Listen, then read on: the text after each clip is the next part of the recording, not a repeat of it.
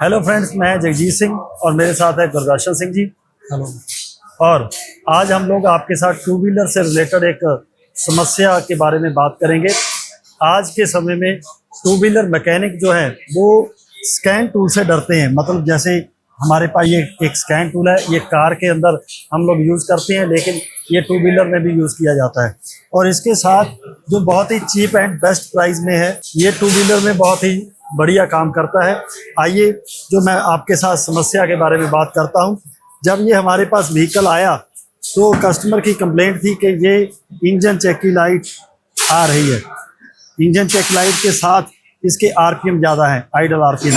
और तीसरा उन्होंने बोला जब मैं ब्रेक लगाता हूँ रियर और फ्रंट कोई भी दोनों में से, तो जो व्हीकल है रुक कर जब दोबारा रीस्टार्ट होगा चलने के लिए, तो उस समय ट्रबल थी। ट्रबल क्या थी कि जैसे ये मैं आपको दिखाऊं कि एक्सीलेटर दे के रखना पड़ेगा कुछ समय के लिए, तब जाकर वो रीस्टार्ट होता था, मतलब फिर उसी पोजीशन पे आता था। तो अब जब हमारे पास ये व्हीकल आया तो हम लोगों ने यहाँ पे ये मैंने कार का स्कैन टूल यहाँ पे लगाया हुआ है। मैं आपको जो टू व्हीलर के लिए आता है वो दिखा रहा हूँ। तो ये इसके साथ डायग्नोस्टिक केबल है। इसमें टीवीएस, होंडा, हीरो और एनफील्ड टीवीएस, ये हम लोग टीवीएस स्कूटरी को स्कैन कर रहे हैं। जो हमने केबल लगाई ये मल्टी केबल है। तो इसको लगाने के बाद यहाँ पे मेरे पास जो कोड आया, स्क्रीन शॉट दिखा रहा हूँ। स्क्रीन पे आप लोग जो कोड देख रहे हो, एक्सीलेटर से रिलेटेड हमारे पास फॉल्ट कोड आ रहा है। सेंसर पे जब काम किया गया तो मेरे साथी गुरदर्शन सिंह जी आपको बताएंगे कि ये फॉल्ट कोड कैसे क्लियर हुआ।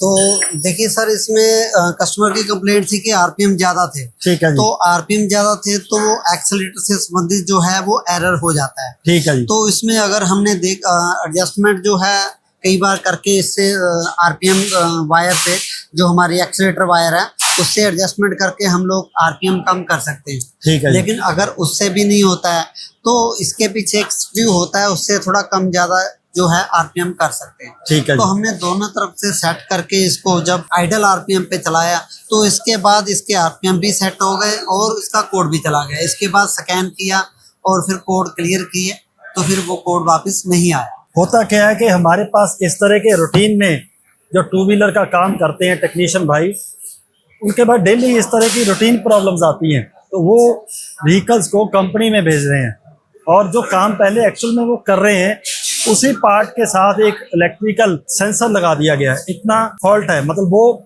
फॉल्ट डायग्नोज करने के लिए कि गाड़ी में फॉल्ट है किस रिलेटेड है।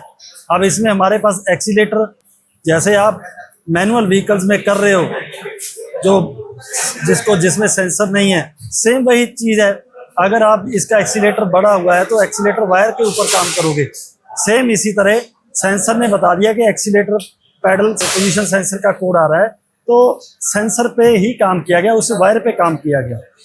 तो इस तरीके से हमारे पास जो डेली व्हीकल्स आते हैं उन पे हम लोग ये काम छोड़ने की बजाय कि हम मुझसे नहीं होगा, मेरे पास डायग्नोस्टिक टूल नहीं है, जो हम लोग ये टूल आपको बता रहे हैं बहुत ही चीप एंड बेस्ट प्राइस में है। इसको कैसे ऑपरेट करना है उसका हमारा कोर्स भी है। अगर आप परचेज करते हो फिर हम लोग आपकी हेल्प कर देंगे, आपको यहाँ से ट्रेनिंग देकर भेजेंगे। और हमारे यहाँ पे जो ट्रेनिंग चल रही है गुरदर्शन सिंह जी आपको बहुत कम समय में बताएंगे। सर, मैकेनिकल में टू व्हीलर में हमारे पास कितने महीने की ट्रेनिंग है? एक तो दो तरह के हमारे पास स्टूडेंट होते हैं, एक मैकेनिक और एक फ्रेशर। दोनों के बारे में बताइए सर। तो अगर हमारे पास आप ट्रेनिंग के लिए आते हो तो आपको फ्रेशर हो या मैकेनिकल काम पहले करते हो उसके हिसाब से ट्रेनिंग दी जाती है। अगर आप एक मैकेनिक हो पहले से तो आपको मैकेनिकल सिस्टम सारा पता है। हम लोग उसको डायग्नोज करना, सेंसर का, एक्चुएटर का काम क्या है वही चीज़ सिखाएंगे। उसमें 1 महीने में आदमी फुल ट्रेंड हो जाता है। इसमें इलेक्ट्रिकल भी आ जाता है, इलेक्ट्रिकल वायरिंग का काम भी आ जाएगा। जी। ठीक है जी। और टोटल इलेक्ट्रिकल वायरिंग, मैकेनिकल तो आप कर रहे हो पहले, तो जो सेंसर और एक्चुएटर से रिलेटेड वर्क है वो आप कम समय में जितना आप कर सकते हो करेंगे। सर, 2 महीने वाला कोर्स तो है। 2 महीने वाला जो कोर्स होता है उसमें जो आदमी कोई फ्रेशर होता है, लड़का जो अभी इस लाइन में आना चाहता है, तो वो मैकेनिकल काम भी सीखेगा, इलेक्ट्रिकल और डायग्नोस का भी सीखेगा। तो उसको ये सारा कुल मिला के हम 2 महीने में पूरा दिमाग में डाल के अच्छी तरह से समझा देंगे, जो कि वो बाद में कभी भी नहीं बोलेगा। हमारे जो एक्सपीरियंस टीचर हैं, जो हमारा सिलेबस है, तो यहाँ का एटमॉस्फेयर है, उसके हिसाब से आदमी बहुत जल्दी अपना जो है लर्निंग का प्रोसेस वो कर लेता है। ठीक है सर, इसके अंदर मैकेनिकल में जो लेटेस्ट व्हीकल जी आ रहे हैं जी उसके ऊपर पूरा हम लोग काम करवा रहे हैं। जी, हम लोग पुराने मॉडल से लेके नए मॉडल तक BS6 तक सारे टू व्हीलर का जो है काम सिखाते हैं।